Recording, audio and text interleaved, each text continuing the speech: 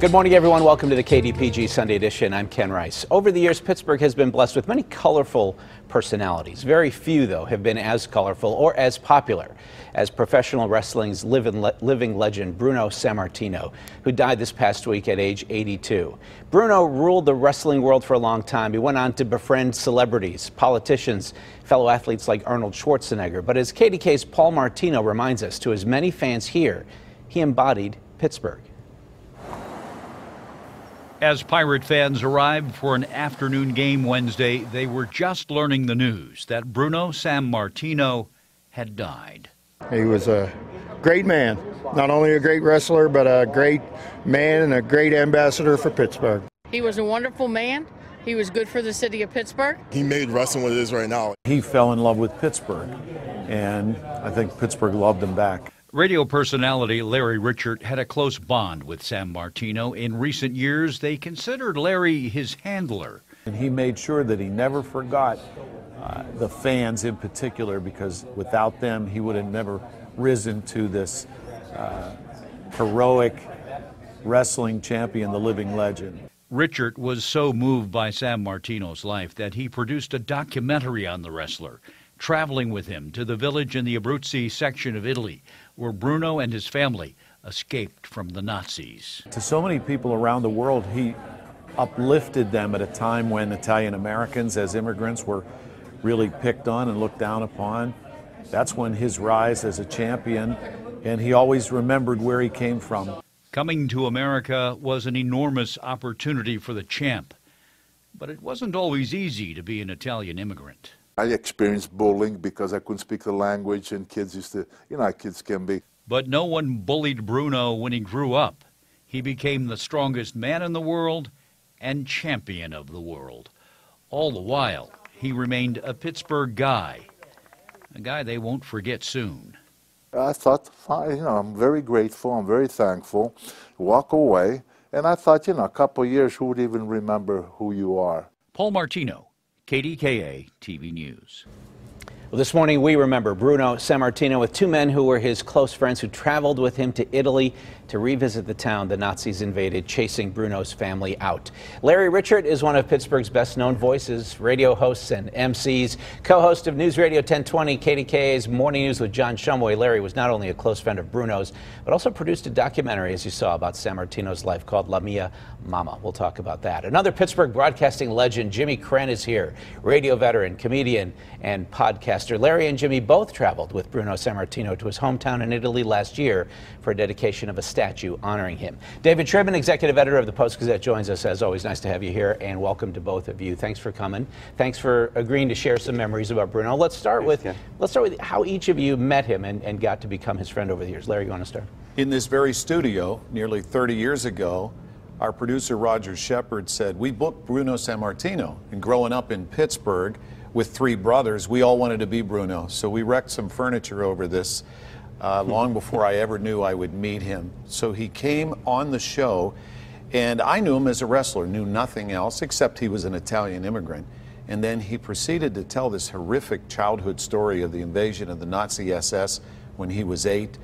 They're hiding in the deeper into the mountains for 14 months. His heroic mother, who saved many lives by actually getting back into the town under the Nazis' watch and getting food.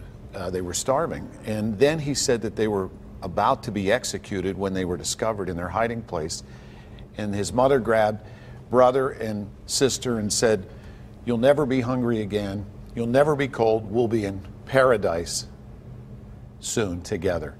And then they were saved at the last minute by some of the resistance fighters who had followed the Germans and saw what was going on. And I thought to myself, why doesn't anybody know this story about Bruno? Because you see him as this wrestler, but to understand where he came from. It took him 3 years to immigrate because he was too sickly. He had rheumatic fever. He couldn't pass the physical to get to America. So he gets here, he's 75 pounds, he's 13 years old, and he moves into South Oakland. His father had been here, stuck between worlds. He was working in the mill trying to raise enough money to bring the family, and then he was picked on, he didn't know the language. And he met this young Jewish fellow who took him to the Jewish Y, which would now be in the Hill District. no longer there. And he started lifting weights, and he said it was that moment he knew his life would change forever. And he built himself up where previous bullies would cross the street to get out of his way, and the next thing you know, the rest of that part is history. So you decided almost immediately upon meeting him, this is a guy I not only want to get to know better, but I want to tell his story to everybody. Well, there's a little extra intrigue for me because I told my father-in-law, the late Dan Marino Sr., I said, hey, we got Bruno Sammartino coming on the show, and he said, I went to school with Bruno when he immigrated. And I said, really? Yeah, he said, yeah, we went to Shenley High School together. He lived around the corner. And not only that, my father and grandfather are from the same little village in Italy, in Pizzaferrato, in the Apennine Mountains of Abruzzo, about 3.5 hours east of Rome. So then I became, it was like family then. I really wanted to know. And Bruno was so easy to love that you immediately, you just were riveted to everything he said. And over time, we got to tell the story. And I was at a banquet several years later, and he got up to receive an award, one of the thousands of awards, and he didn't mention anything. And I got back up as the MC. I said, wait a minute, that's just part of the story. And I told the story I just told, and people were jaw-dropped, like, why doesn't anybody know this? So there was a doctor, Dr. Frank Costa, who, and a gentleman, the late Marty Lazzaro, in the room, and you knew Marty, Jimmy, and he became fascinated because his family were immigrants and they worked in the coal mines. And so the next thing you know, he takes Bruno to Italy, and they do basically a home movie originally, but then Marty wanted to do something deeper. So we went through this whole process. This has been a long time in the making. Marty passed away a few years ago, unfortunately, tragically. So it sat dormant, and we kind of picked it up last year and said, Bruno, we're going to take this to the finish line, because he didn't care so much about his story. He wanted people to know his mother's part of the story. So that's why La Mia Mama is more of a story of Bruno's mom. You know, WWE can tell a wrestling story like nobody else. We're not competing with that. It's not a competition. I said, well, Bruno, this has to be approved by you. Everything we do has to have your stamp. So he and his wife, Carol, saw the documentary, approved it. So this is going to be his story. And we took what we did several years ago. I want to thank Ken Brown and Sharon Brown, who were a big part of that process, and Josh Bird, and the people that made that happen then. And now we're taking it to the next level. And unfortunately, we were waiting for his health, hoping it would improve so that we could schedule a premiere. Can you imagine a premiere here in this town with Bruno? Unfortunately, now it'll be in memoriam, but it'll still be very important. And he knows that the world will know his mother. Jim? Yeah, you know, it's funny. It's so. As you were telling the story about the documentary, I was, you know, honored to be part of that in a small way. I was excited to hear, because with Bruno's passing, he's such a hero to all of us here in not only Pittsburgh, but around the world. But not only because he was a great champion, an immigrant who overcame a lot, but he served others. And that's why I think he'll be remembered and be idolized. He served others. He was always that special person who just would always quietly, when cameras were around or people were around, would serve others. And it's fun because Larry and I were saying we're honored to be here because we're two kids who grew up in Pittsburgh, just like a lot of people are. And to be able to be here today to talk about him, great honor. Anybody would want to be here, because I remember being a little kid, and I realized at the time my grandmother was an immigrant. I did know she was an immigrant later, but from Poland, and so Bruno was, she idolized. But I had my chocolate milk and my jumbo sandwich. I watched wrestling and watch him, and my grandmother would say, Sonny, so she'd come, you got to be like this man. This is a good man right here. I want you to be just like this man.